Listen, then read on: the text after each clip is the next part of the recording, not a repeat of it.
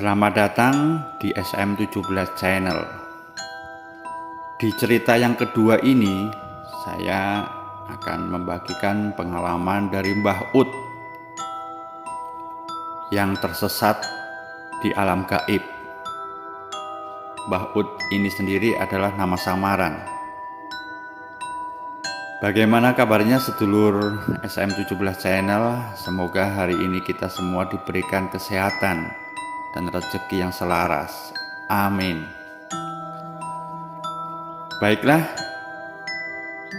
ceritanya kita mulai dari sekarang. Aku bersama temanku Wahyu, Yudi, Ahmad, Trisna, dan Dullah punya hobi yang sama, yaitu pecinta alam. Kami berencana naik gunung yang ada di timur Pulau Jawa dalam rangka memperingati malam tahun baru.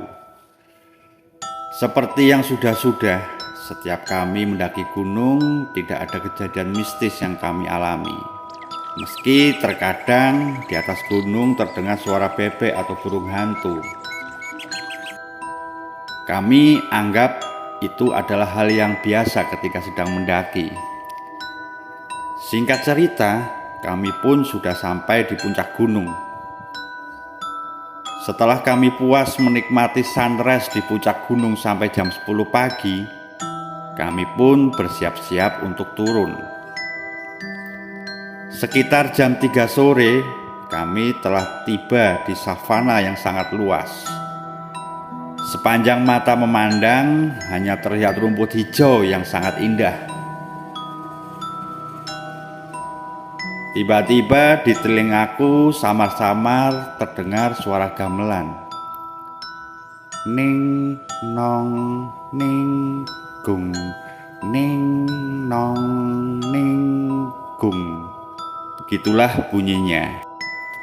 Dalam hati aku berkata, di tengah savana dan jauh dari desa terdekat, kok ada yang bermain gamelan ya? Sudahlah, kami pun akhirnya melanjutkan perjalanan kembali. Kurang lebih sekitar 20 menit setelah melewati savana tadi, kami semua istirahat. Setelah dirasa cukup, kami akan melanjutkan perjalanan kembali. Sebelum melanjutkan perjalanan, saya pamit mau buang air kecil dulu. Sedangkan teman-teman yang lain saya suruh sambil berjalan pelan meneruskan perjalanan kembali. Saya pun bergegas mencari tempat untuk menunaikan hajatku. Aku pilih tempat yang rindang di bawah pohon yang sangat besar. Dan di tengah pohon itu ada lubang yang cukup besar. Dan aku pun akhirnya buang air kecil di situ. Saat itu aku benar-benar lupa bahwa bila sedang mendaki gunung, kita tidak boleh melakukan hal yang dilarang. Salah satunya adalah membuang hajat secara sembarangan. Dari sinilah keanehan itu mulai terjadi. Sebelum selesai aku buang air kecil, tiba-tiba seperti ada sebuah benda atau hewan kecil yang masuk ke dalam mataku. Rasanya sangat sakit sekali dan perih.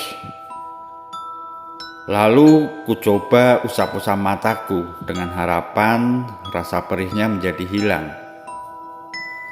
Setelah dirasa cukup, aku mencoba membuka mataku secara perlahan. Setelah mataku terbuka, aku merasa aneh.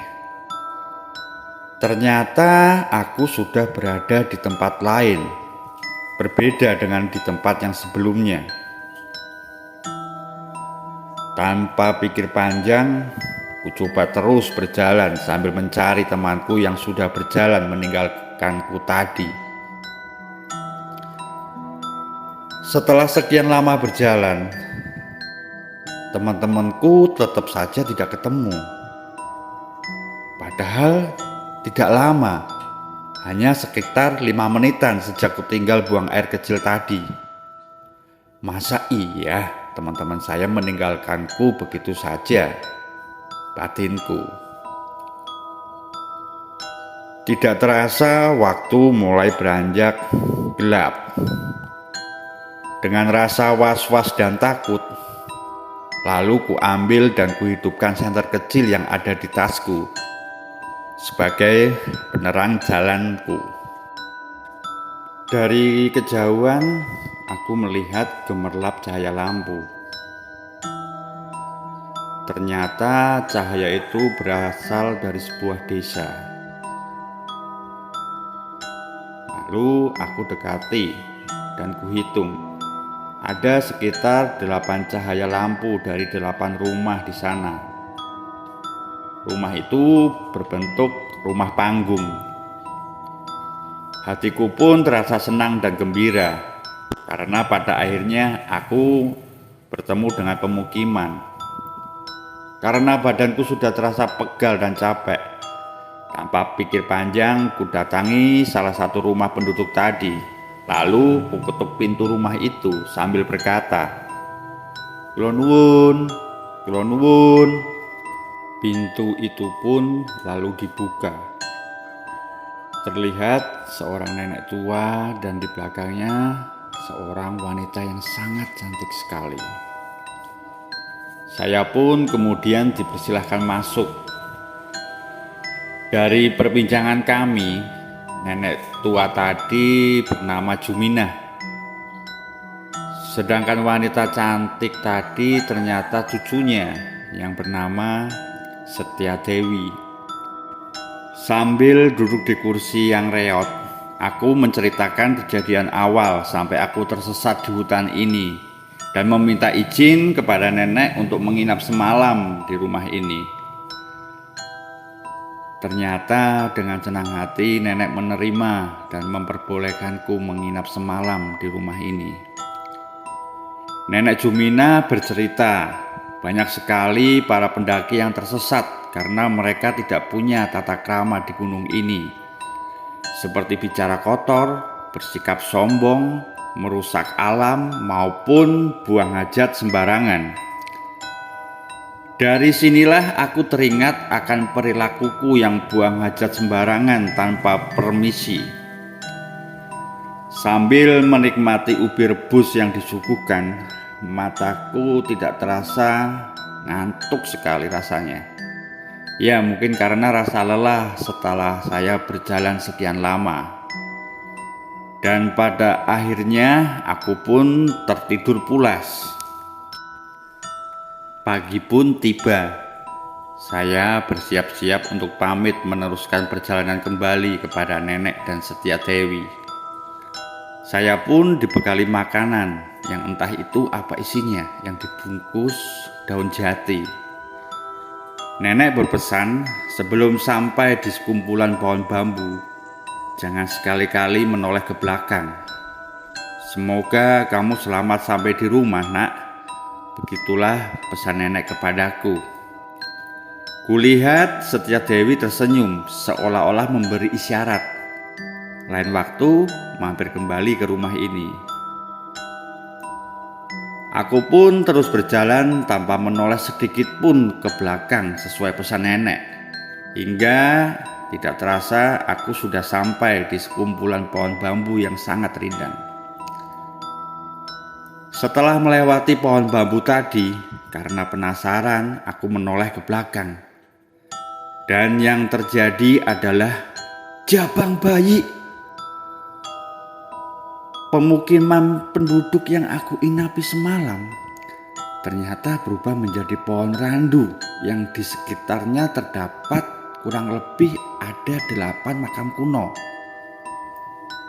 Seketika aku pun jadi merinding, keringat dingin bercucuran di seluruh tubuhku. Dengan segera ku tinggalkan tempat itu untuk menuju pos selanjutnya yang ada di gunung ini. Beberapa saat kemudian, saya sudah sampai di pos 3 batas desa paling atas di gunung ini. Melihat kedatanganku, teman-teman merasa gembira, namun di lain sisi mereka merasa kesal karena sudah mencariku selama 3 hari namun tidak ketemu. "Kemana saja toh kowe?" kata Ahmad kepadaku. Setelah aku duduk, aku bercerita bahwa telah tersesat ke dunia lain setelah kencing di bawah pohon. Padahal cuma semalam aku tersesat. Kenapa teman-teman sampai mencariku selama 3 hari? Sungguh aneh, jawabku. Setelah laporan kepada petugas Jagawana, kami akhirnya memutuskan untuk pulang ke rumah masing-masing. Setelah sampai di rumah, sosok Setiadewi selalu terbayang-bayang terus di otakku. Aku pun teringat ada sebuah bungkusan makanan yang dibungkus daun jati yang diberikan kepadaku.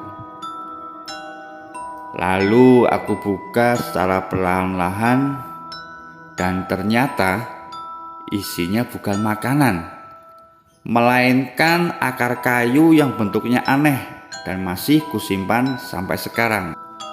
Pesan moral dari cerita ini adalah jaga tutur kata dan perilaku. Selalu waspada dan hati-hati ketika kita berada dimanapun, khususnya ketika sedang mendaki gunung. Jagalah alam sekitar agar anak cucu kita kelak masih bisa menikmatinya. Salam lestari. Terima kasih kepada Tuhan Yang Maha Esa. Terima kasih juga kepada Mbah Ud. Mbah Ud ini adalah nama samaran yang telah bersedia membagikan ceritanya kepada SM17 Channel.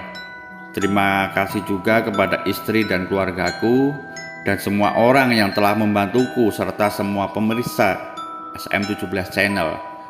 Semoga selalu diberi kesehatan dan rezeki yang selaras, dimudahkan dalam berbagai hal, kasembatan saking kersaning Gusti ingkang murbeng dumadi. Rahayu.